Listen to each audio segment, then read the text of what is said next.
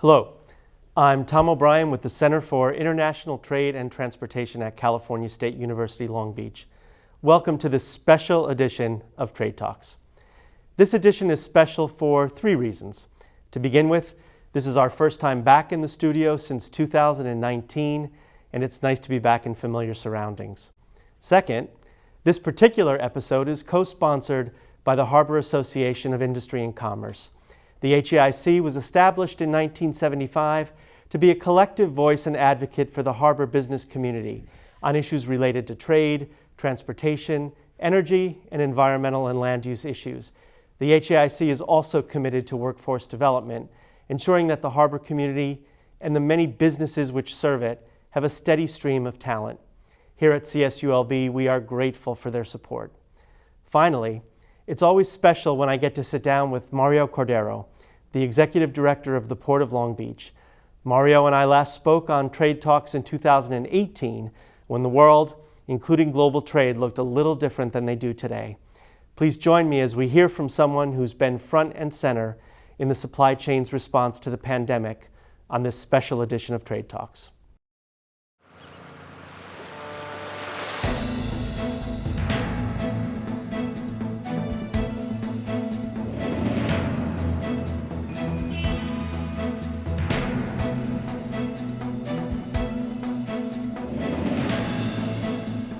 Hello, my name is Tom O'Brien, and welcome to this special episode of Trade Talks. My guest today is the Port of Long Beach Executive Director Mario Cordero, and this episode is sponsored by the Harbor Association of Industry and Commerce. Mario Cordero has served as a member, Vice President, and President of the Long Beach Board of Harbor Commissioners beginning in 2003, before resigning to accept President Barack Obama's appointment to the Federal Maritime Commission in 2011. He served on the FMC until May 2017 and was chairman between April 2013 and January 2017. During his tenure as a Long Beach Harbor Commissioner, Mr. Cordero spearheaded the development of the pioneering Green Port policy, which we're going to have a chance to talk a little bit about today. The policy has been nationally recognized and become a model for ports worldwide. And Mario also has a commitment to education. He's taught political science at Long Beach City College. And perhaps most important, Mario, you're a graduate of California State University, Long Beach. And so I'm thrilled to have you here today. Welcome. Thank you so much, Tom. It's a pleasure to be here at my alumni here. I want to start by talking a little bit about your perspective on the port's role in the pandemic response and help the audience understand what they're both seeing and experiencing firsthand. The supply chain, since the last time we talked, has gained a visibility that it perhaps hasn't experienced forever. So I think this time we can assume that the audience has a better understanding of what role the port plays in the global supply chain, and they should have a new appreciation for it. So what I'd like to talk about now is why the port and the supply chain in general are so important and why people are observing something different this time around. Well, number one, Tom, I think it's fair to say that we're in a global crisis. And as it relates to the port industry, the disruption in the supply chain commenced with the trade war of the prior administration. As you know, here for the St. Peter Bay complex in the Port of Long Beach, we are the nation's largest port complex by far. And of course, our dependency on trade from Asia is paramount here, more specifically imports that we receive in a huge volume from China.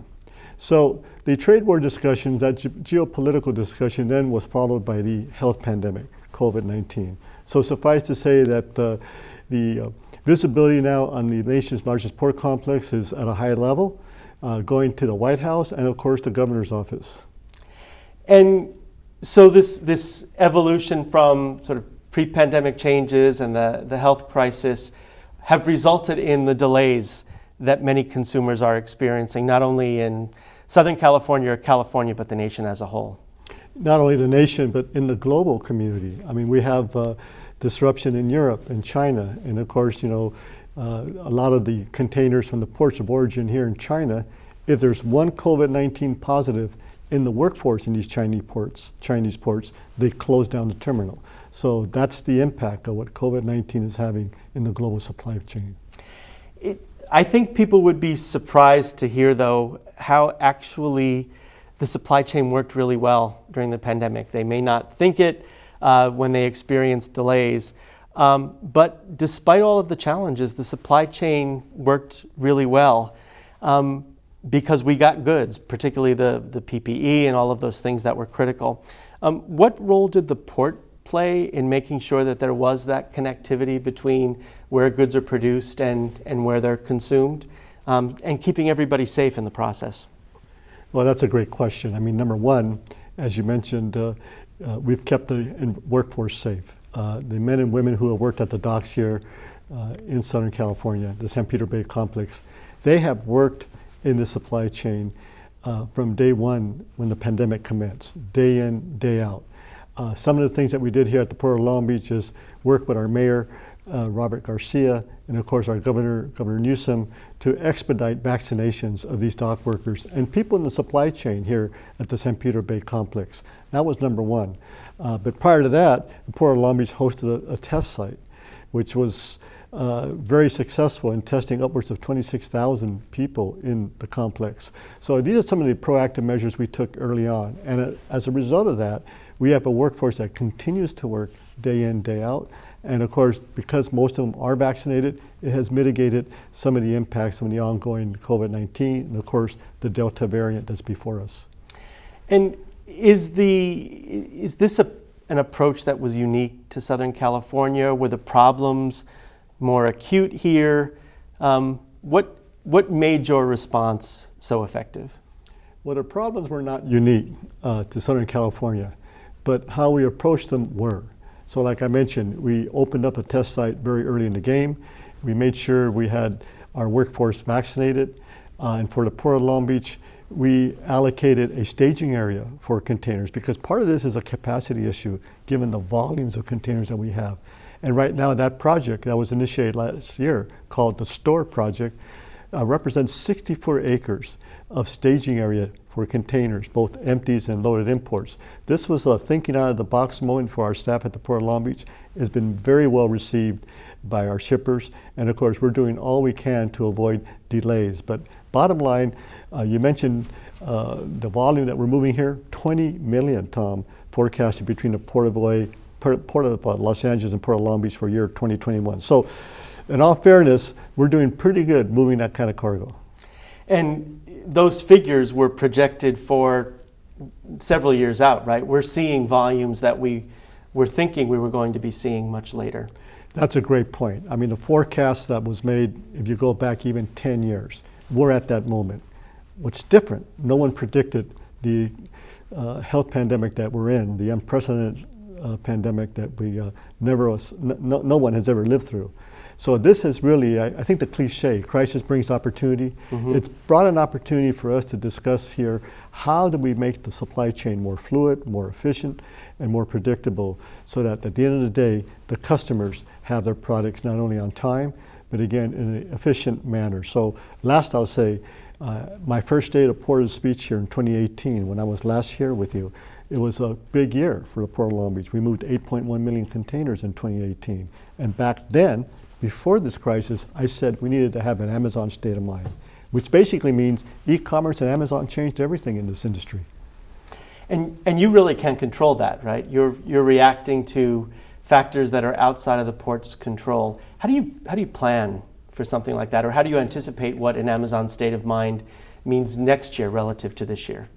Well, number one, we don't run the terminals. We're a landlord-tenant operation here, so we're the landlord. But I think it's fair to say that people will tell you that in the last few years, going back to the Greenport policy of 2005, we decided we're not just a landlord, we're going to have a voice at the table in terms of how we move and how we collaborate with our stakeholders, be it the marine terminal operators, the truckers, the carriers. So it's a full court press in terms of what we've been able to do to have constructive, collaborative discussions to address the challenges of the day.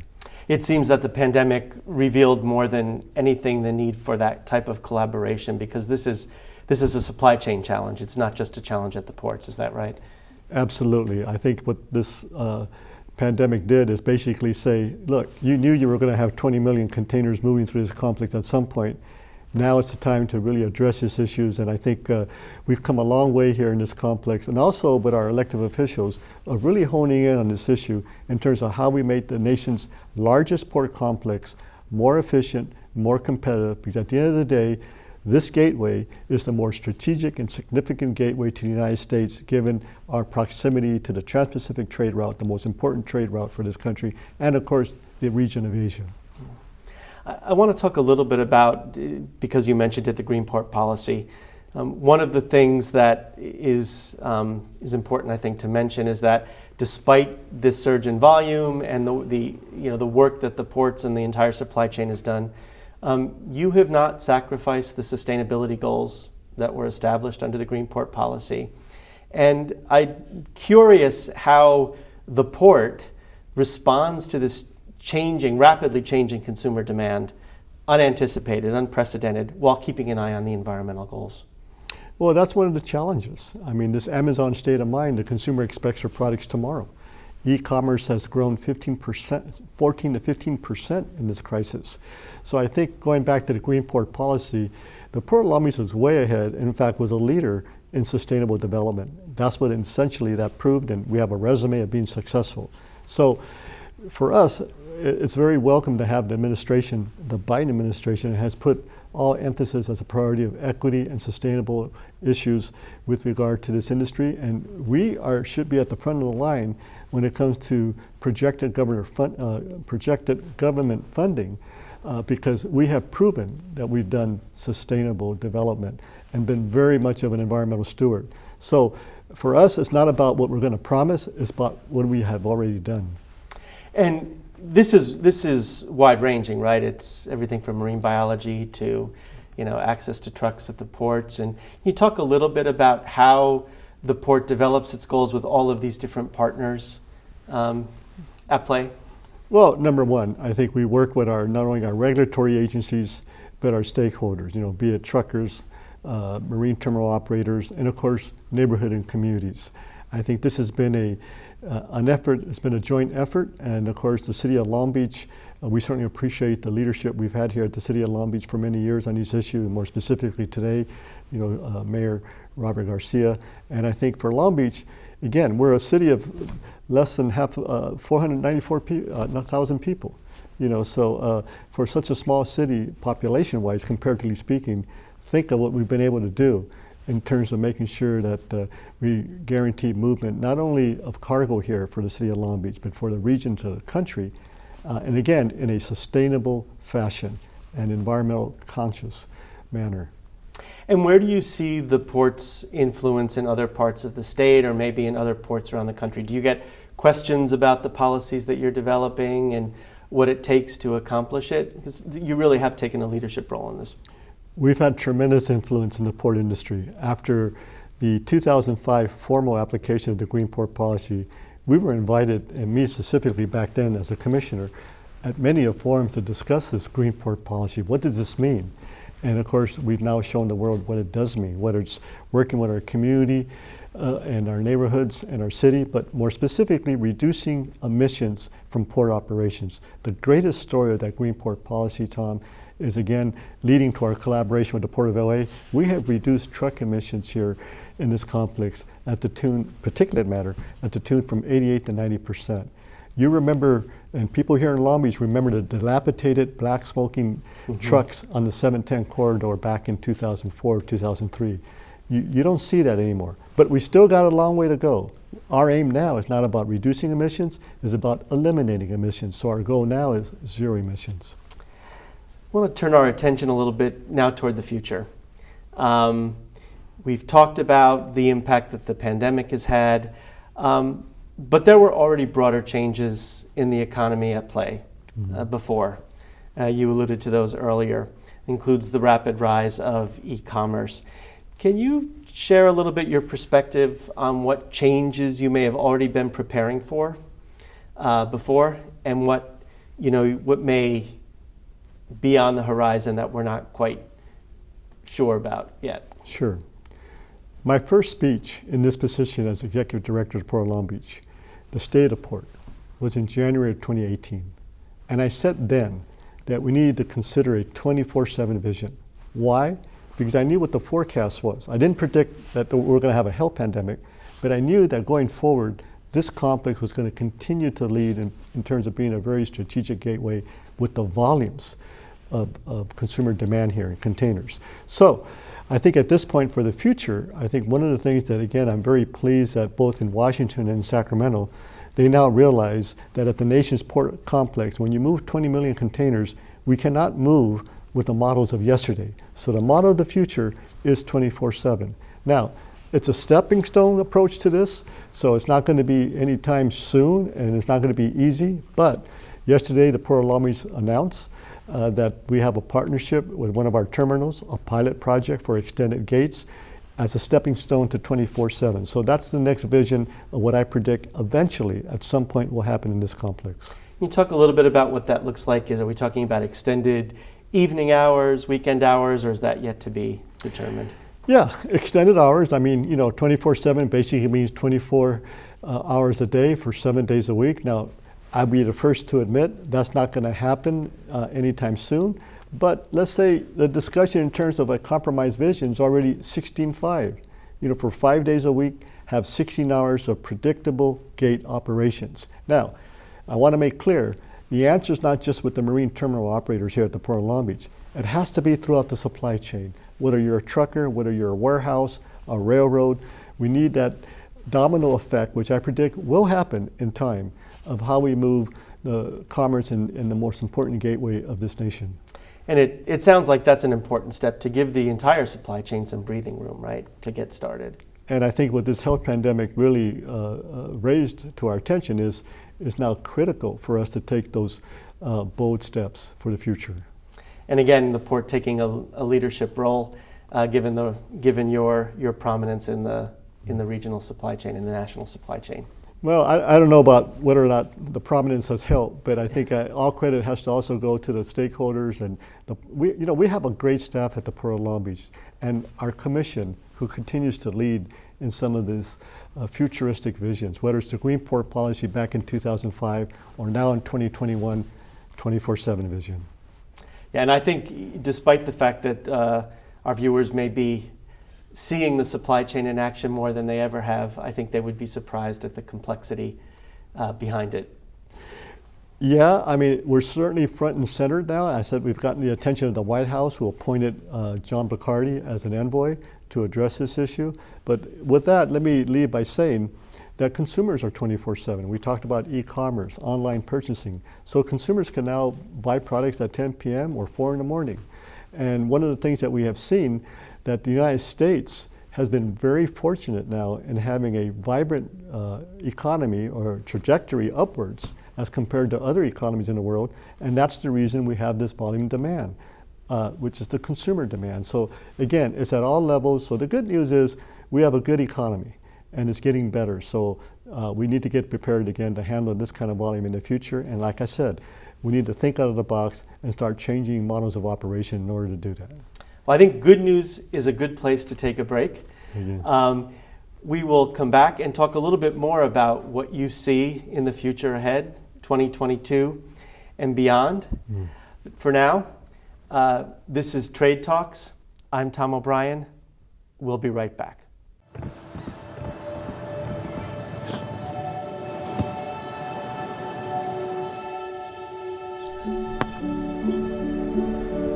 Go to that.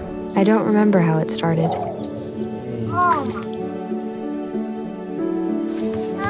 Our back and forth. Victory. Fumble. Repeat. It always came back.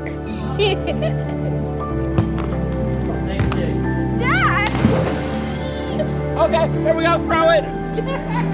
Yeah. You probably don't remember what you told me, That was perfect. but I heard every word. Nice.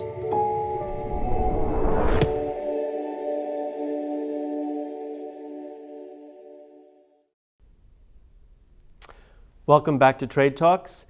a special edition sponsored by the Harbor Association of Industry and Commerce. I'm Tom O'Brien, and my very special guest today is Mario Cordero, the Executive Director of the Port of Long Beach. And before the break, Mario, we were talking a little bit about what the global supply chain has been experiencing in the wake of the pandemic, and we started a discussion of what to look forward to in 2022 and beyond. And so we left off talking about the fact that the supply chain is experiencing challenges across the board, not only at ports, but in warehousing and trucking and rail. There are even equipment shortages. What else can we do to get some breathing room so that we can solve the broader system-wide challenges, things that implement change over the longer term? Well, first of all, we're very fortunate that we have an administration now that has the ports on the radar in terms of infrastructure funding.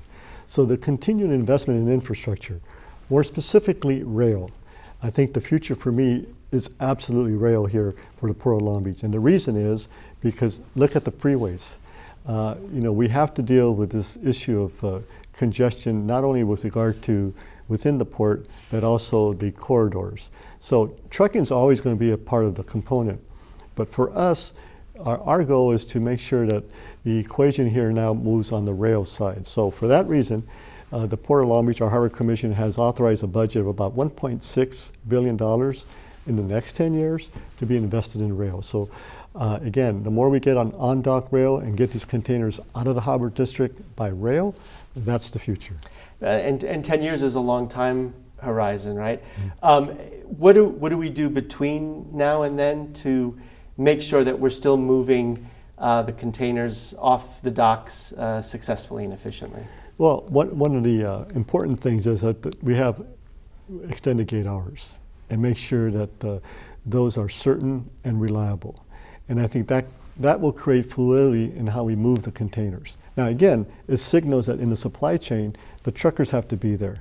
And of course, the warehouses have to be open. And the distribution centers have to be part of this commentary. So those are exactly what we're working on right now, because I think that's what we need to do.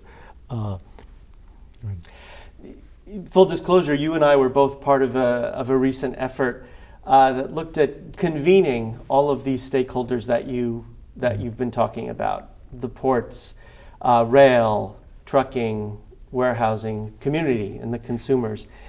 Could you talk a little bit about why the port felt it important to be part of this effort and what you hope to accomplish, and why bringing all of the stakeholders together in one room at the same time is so necessary?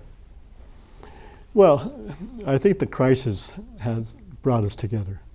And I think what's going to be unique about this situation is that, again, crisis brings opportunity. So there's a tremendous opportunity for us to collaborate and work together to, think out of the box in terms of how we change things here, whether it's gate hours, and eliminate dwell time. Right now we have about 68 vessels that anchor in the harbor district.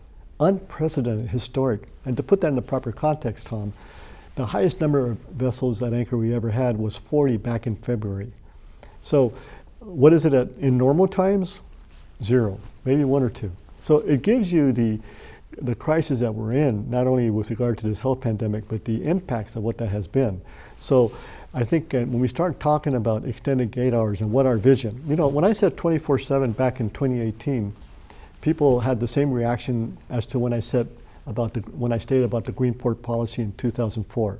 It was not well received. It was futuristic at best.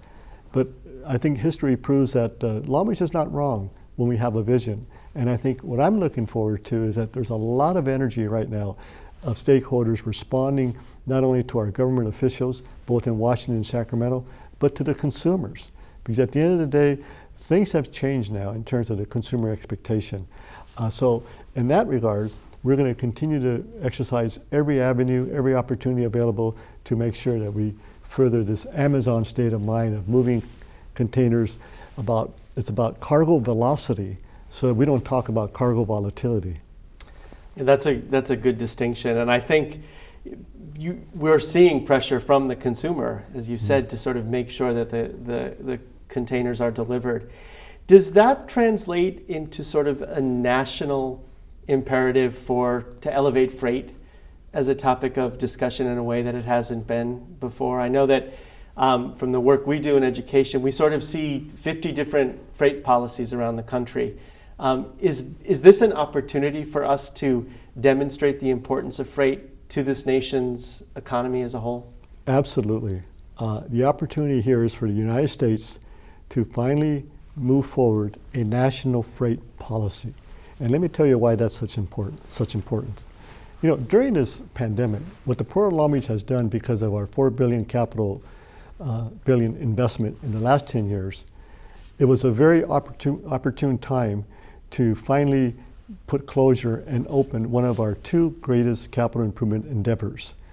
The new bridge, soon to be called the Long Beach International Gateway, a $1.5 billion investment, and the state-of-the-art terminal. That's another $1.7 billion investment. What a great time to have done this. I mean, despite the volume and the surges, you don't see any congestion on our new bridge because we've expanded the lanes. We've had emergency lanes added to that. So I think the point being here is the opportunity again to continue to meet these challenges and lead in terms of what the kind of infrastructure that we do need here. And again, keep in mind that the American consumer has continued to have growth in consumer spending, and the folks in the retail sector will tell you that the expectation of retail sales growth for this year is anywhere between 11 to 15%. And again, our economy is on a very positive trajectory. GDP growth year to year, somewhere around 6%, could be 6.3. But the good news for 2022, that economic growth now is projected to have further growth for year 2022, given that we assume we're going to at some point be able to control the virus, not only COVID-19, but the Delta variant. You referenced operational strategies. You talked about the infrastructure, state of the art, and I can attest it's a beautiful bridge. What else does state of the art look like moving forward? Are you looking at technology-based solutions, other operational changes, other infrastructure improvements? You mentioned rail, of course, that are going to be part of the solution moving forward?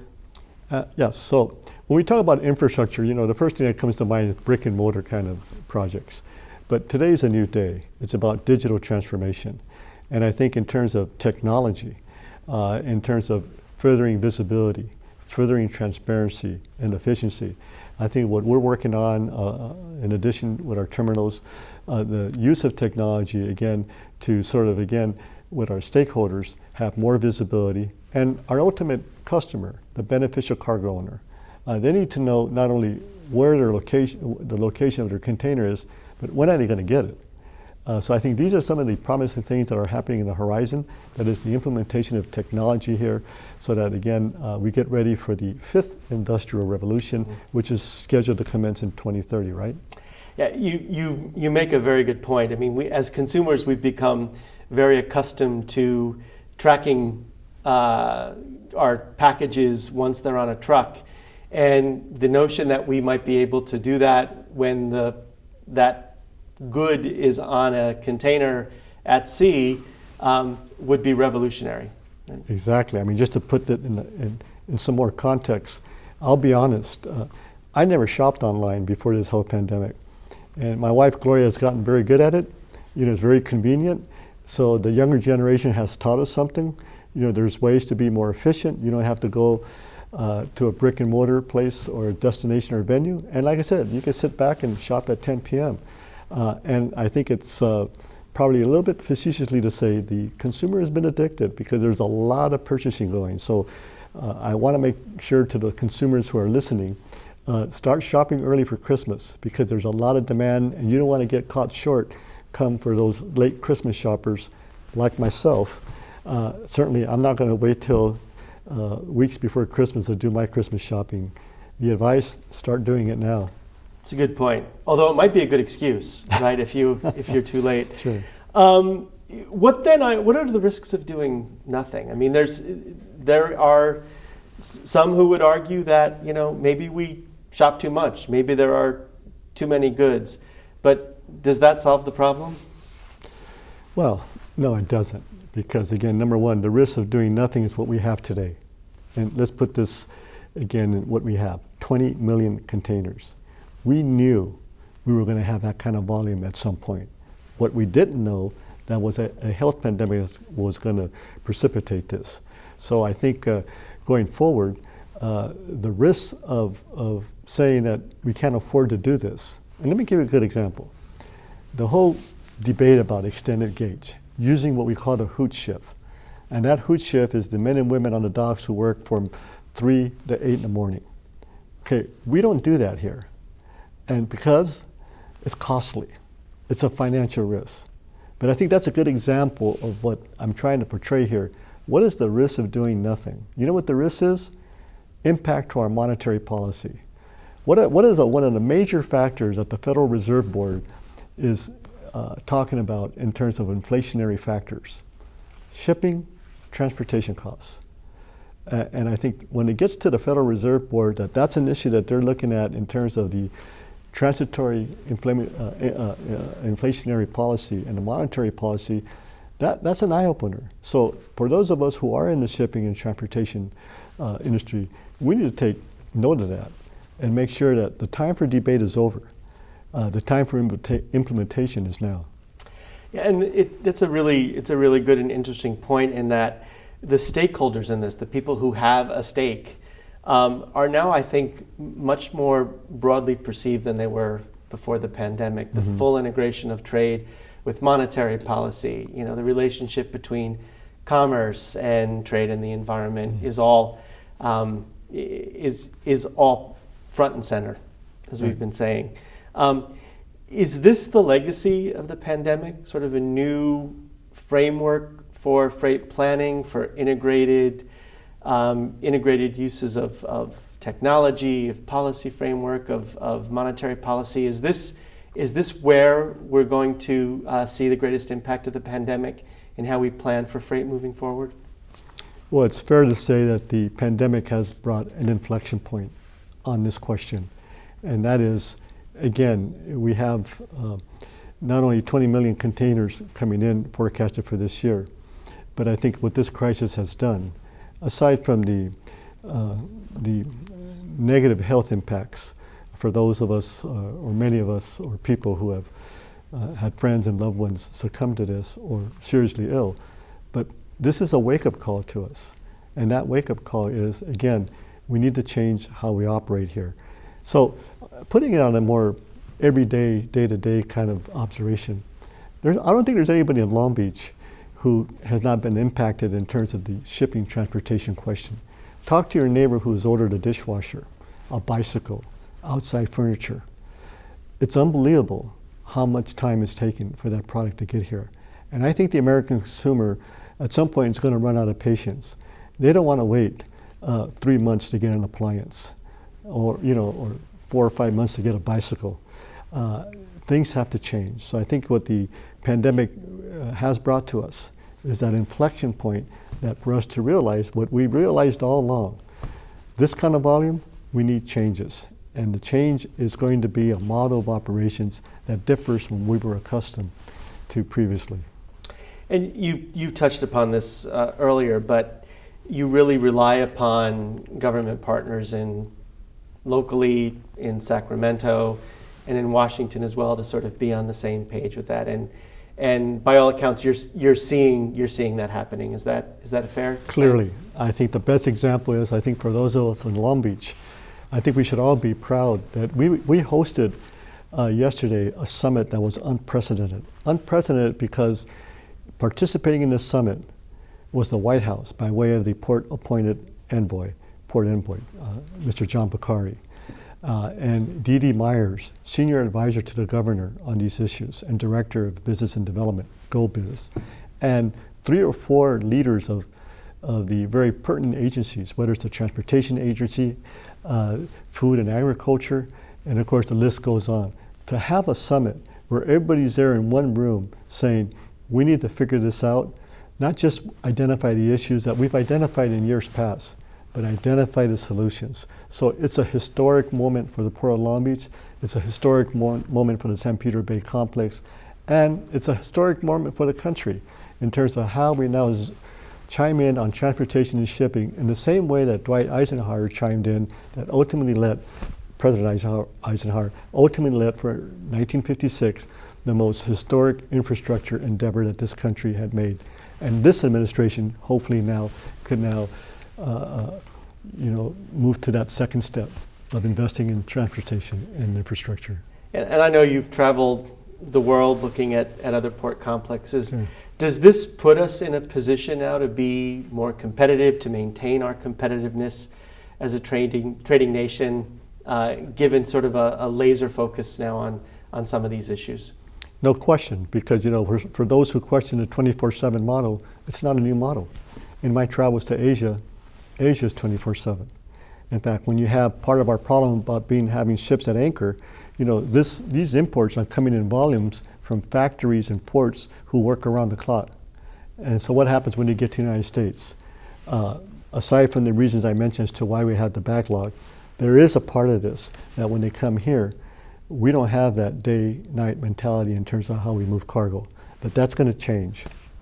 And this is an impact, I think, that is going to require adjustment not only from the supply chain operators, but also maybe from the consumers as well. Will consumers have to expect a transition phase to getting to full 24/7? Are they going to have to manage their expectations a little bit as we adjust to the backlog?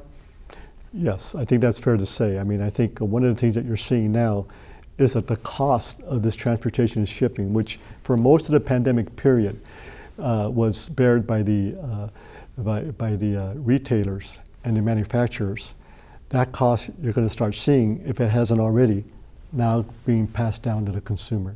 So everybody has skin in the game here, whether you're a consumer, whether you're a marine terminal operator, but every stakeholder in the supply chain, as we should, including port authorities who have to lead in this conversation. So part of it is managing expectations, right? Yeah. It sounds like. Well, yeah, I mean, you have to manage those expectations. I mean, 24/7 is a good example. I've never said 24/7 is going to happen overnight. I never said 24/7 would be a short-term expectations. But in terms of how you put that in the proper context, it's certainly a long-term. In fact, today, based on yesterday's conversation, it's fair to say it's a midterm expectation. But the steps that we take to that, and I think the more progress we made, as an example, if we go 16/5, 16 hours a day for 5 days a week, guaranteed, rain or shine, I think our customer would appreciate that, and ultimately the American consumer will see that they don't have to wait months and months for their appliance. Yeah, my sense is that it's more about predictability, and people can adjust knowing that if it's not going to be here today, but for certain it will be here tomorrow. People can live with that.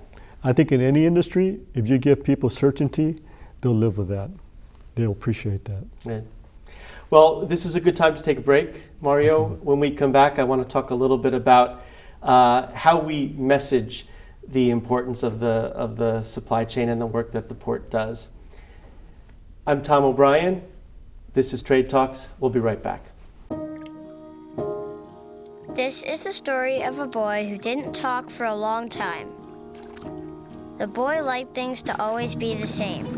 Any changes would scare and upset him. The unknown was an unfriendly place.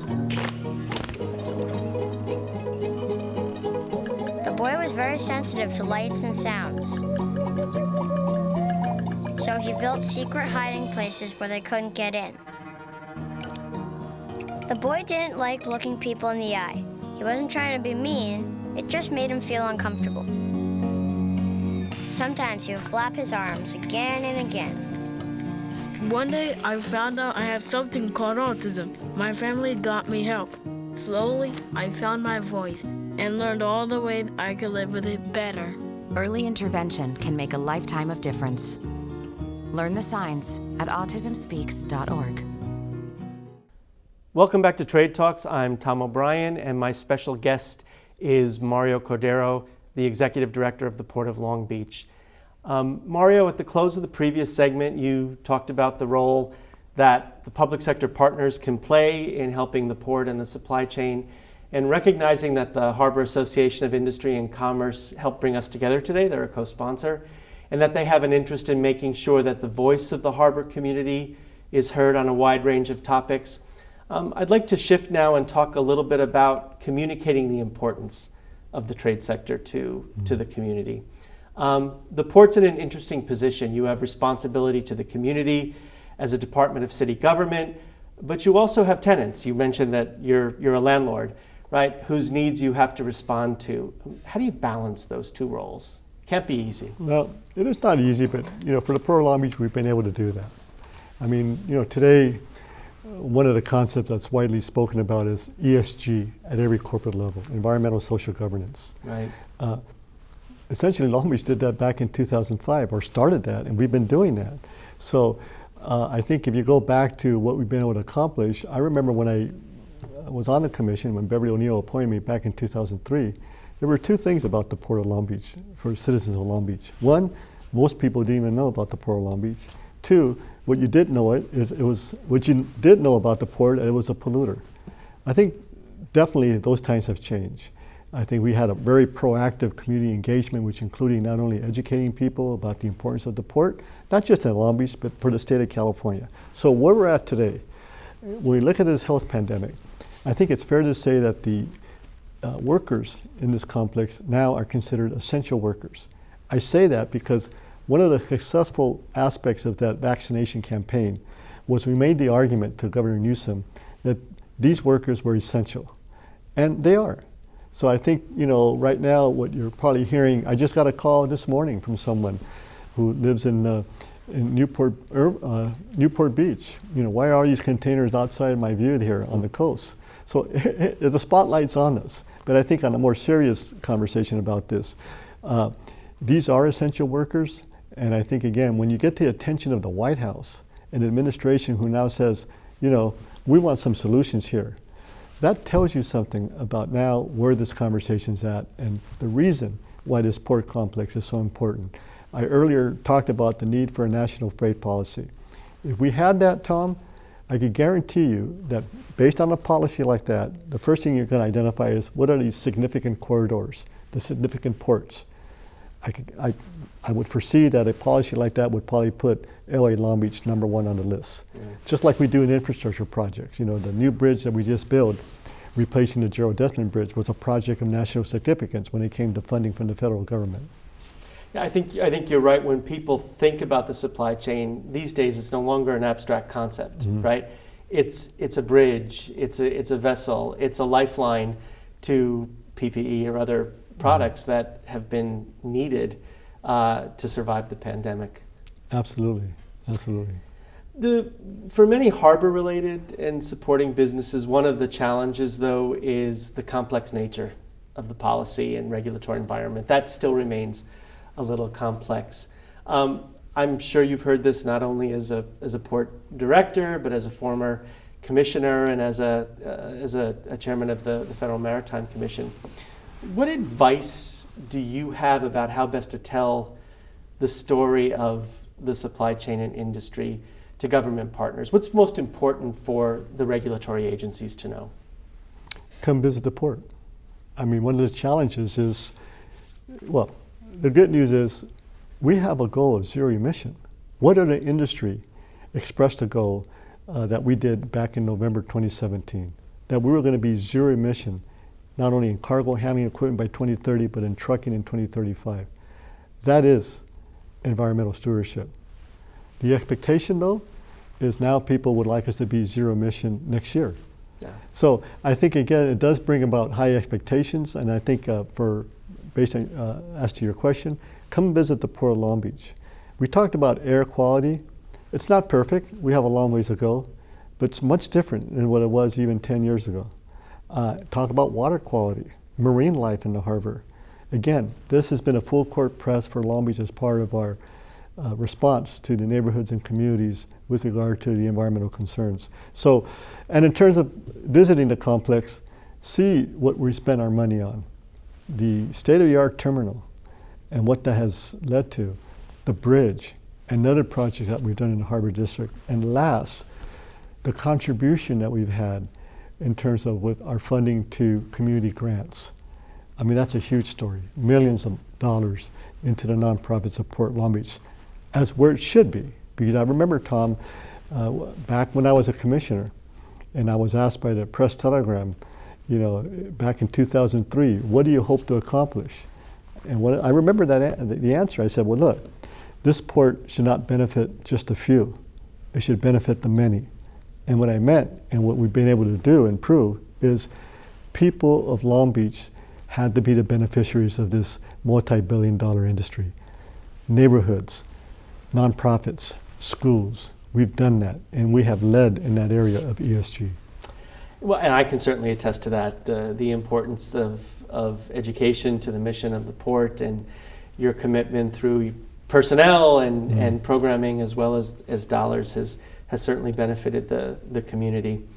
I do want to sort of revisit one point you just made about the transition to the zero emissions, which is clearly a position that puts California at the forefront in the nation and globally in some cases.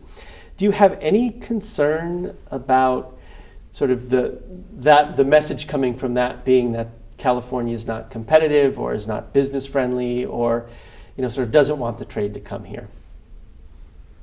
Well, my only response to that is California is the 5th largest economy in the world. And the reason we're the 5th largest economy is not just because of Silicon Valley. I think international trade has a lot to do with this. So I think the jobs that had come from this operation in the ports speaks for itself. And again, simply stated, California is the 5th largest economy in the world. So what does that mean in the United States?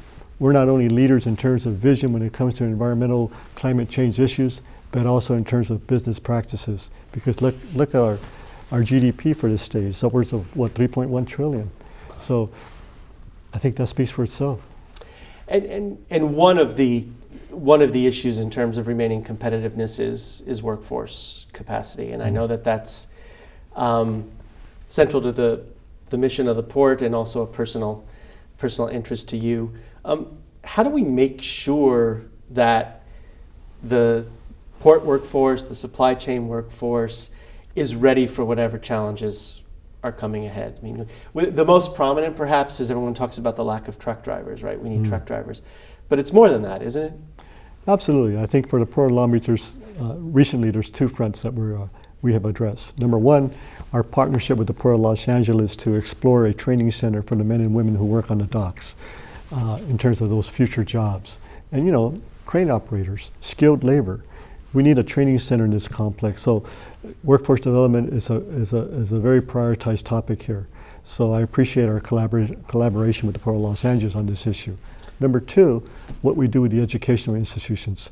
Our latest endeavor here for the Port of Long Beach is, again, to have partnerships with Long Beach Unified School District, not just in logistic jobs, but what are the jobs of the future? So we've elevated our partnership with Jordan High School to now talk about a STEMS program, because in the future, what we need from the young generation here, particularly the generation of people of color who are not subject to these type of professional fields, we need more engineers. We need the future generation to be not only equipped with those type of skill sets, but with technology overall. So those are two things that the Port of Long Beach has emphasized here in terms of our issue as it relates to workforce development. How do we develop the present workforce, but prepare the future workforce? Well, and as an educator, I imagine you think a lot about new ways of learning as well as new ways of working, and they need to meet in the middle somewhere. So it's important for us as educational institutions to be responsive to those changes, the broader changes in the economy. Is that right? Absolutely. Yeah. Since we seem to be meeting every 2 years, can you look into your crystal ball a little bit and tell me what you think the supply chain looks like when we next meet in 2023, if that's when it is? Well, we'll have cleaner trucks. We're taking those steps. Right now, the technology that's available to us is near zero, which is low NOx LNG trucks. It's there now. So for the Port of Long Beach, we need to reduce emissions now and not wait for zero emission. And as we go 2 years in the future, I think you're going to have a continued involvement of the zero technology, that is electric trucks, that are going to be more present, maybe not in the numbers that most people think, but there's going to be a lot of progress on that end. Another issue is our continued investment in rail. As I indicated before, one of our next grand endeavor is the Pier B Rail Enhancement Facility. That's going to be a game changer in terms of how rail operations are in this complex. And I think those are a couple items that come to mind in terms of what the future is for the Port of Long Beach. And last, again, now implementing this Amazon state of mind that I'm talking about, which includes a 24/7 vision, continuing extending gate hours, because that 20 million volume that we are now going to expect here for 2021 for the San Pedro Bay complex, it's not going to get any less. How much more will it get? Are the projections already shifting? Are we talking, 25 million down the road, or are we not there? Certainly by 2030, you're definitely talking about an excess of 25 million. More specifically, maybe 27 million TEUs. And even by mid-decade, 2025, you're approaching 24. So it's an opportunity for us now to roll up our sleeves and get ready for that. And I'm confident that we will be able to do that. And I think the future looks good, not only in terms in the short term in regard to the economy, but again, responding to our ultimate customer, the beneficial cargo owners, and of course, our American consumer. And will we still be talking about the pandemic and its legacy and impact on the supply chain? They'll be talking about this pandemic, I predict, in the decades to come, because the impact it had to the global community and all sectors is going to be something that will be a conversation, not only in terms of what those impacts were, but what we do as a nation in preparation for whatever that next crisis brings us. And in terms of collaboration with other ports, other nations, what's on your docket when you travel overseas next to sort of talk about what the port is going to be doing next and how you can better understand what your trading partners are going to be doing? Well, every region is different in terms of port authorities, in terms of how they operate and the commodities that move through their ports. But one of the major conversations today when it comes to our collaboration with other port authorities around the world is on the issue of climate change. How do we better, as stakeholders, as port authorities, continue to implement change and a positive impact on the whole question of climate change? And that topic is a very vigorous conversation. There's a lot of buy-in, whether it's in China, whether it's in the United States. So that's a major issue that continues to play in a very positive sense. And one I assume that depends upon collaboration, which is where we started this conversation with not only industry, but partners at regional, state, and local government, as well as the federal government as well. Yeah, I mentioned if you go back to our reductions in emissions, 88% in particulate matter, NOx at the tune of 59%, and SOx at the tune of 97%.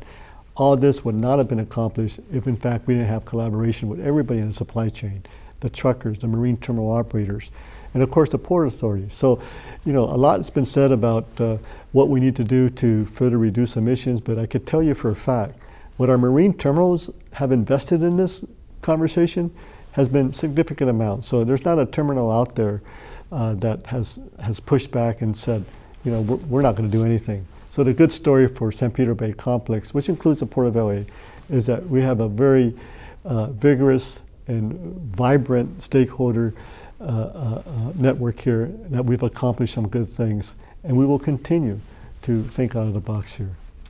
And for our audience, which is both local and beyond, what's your concluding message that you want them to know, maybe something you haven't shared, about the work that you're doing at the port and what it means for all of them as consumers? Well, it means everything, because when we talk about international trade, it starts at the port. So whether you're a farmer, whether you're a consumer, a manufacturer, everything comes in through your port.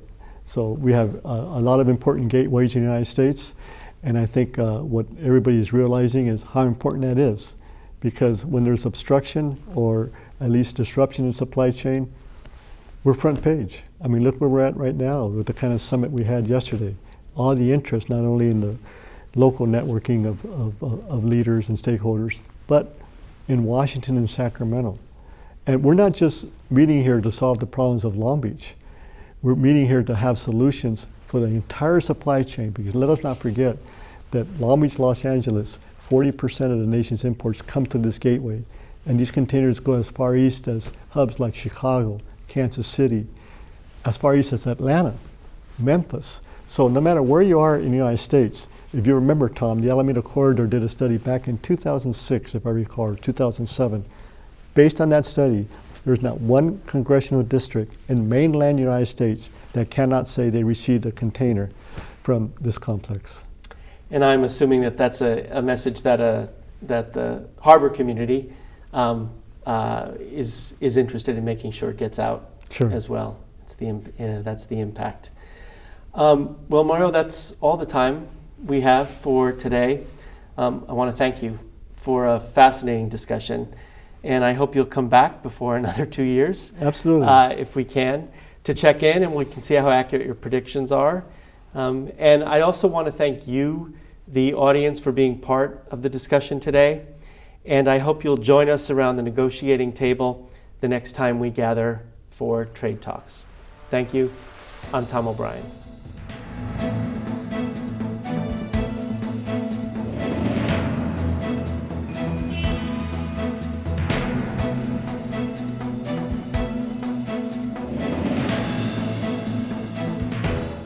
Thank you for joining us for this very special episode of Trade Talks.